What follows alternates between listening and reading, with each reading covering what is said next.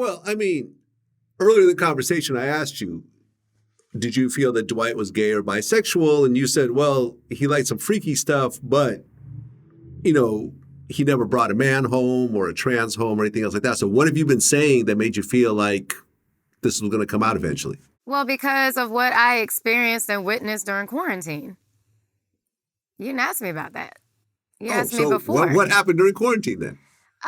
There were a lot of parties, and we're supposed to be on quarantine.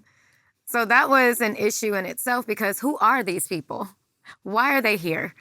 You know, have they been tested? You're saying the world is ending, but yet you're inviting the world over. And it was all types of people. Every pronoun was there. And I was beyond like, I was shocked because I had actually gone to sleep. I had taken a nap. I woke up and it was like the sun had just started going down. Like you can even see like the little fireflies. And I walk out and I felt like I was in an episode of something because it's people throwing up over the balcony. Like you got others cursing each other out, calling each other bitches. And then I'm sitting here first thing after seeing this is, where's my child? So I walk in the house. I see him even before I walk in the house. What's wrong? Where's Braylon? I don't know. He's somewhere. Seriously? So I walk in the house and that's when I see all the paraphernalia on the table, some with peanut butter. And I lose it. And then there's a girl who just peed in a seat. And then like, I don't even know if Kitty was there. I might have met Kitty. I don't know. I met a lot while I was there. And I just went upstairs and I found Braylon and he was in like this room connected to his room with a TV.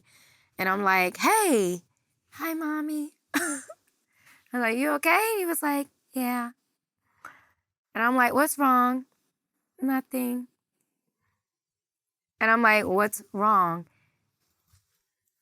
Nothing. And I had to keep asking him.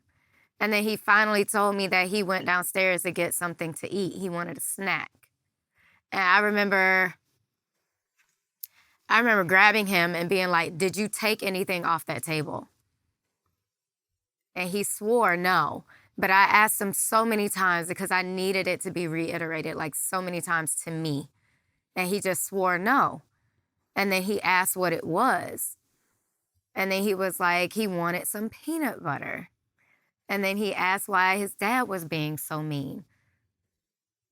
And we ended up going into my room because I was in the guest house. I wasn't even in the main house, which is why I didn't even hear a lot of the stuff going on. And went back to the guest house and he laid down. He just started watching, TV. And I remember going back out there and I was just going off on everybody. Kevin Wesley was there. And he's the one that is in all this polygamy stuff too.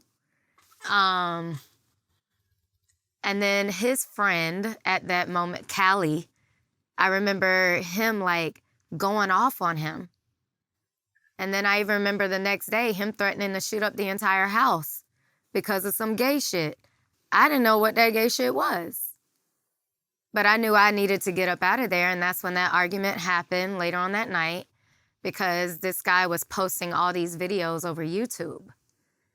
And he was talking about what had just happened that night before.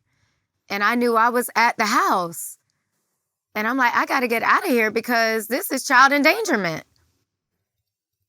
And I told him I was leaving later on that evening, and it turned into this big, huge argument. And he was threatening me. His face had gotten like,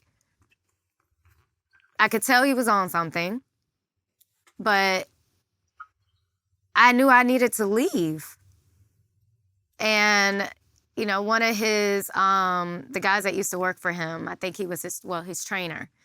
He was actually there. He was a third party. And he watched it. And he was even trying to get him to calm down.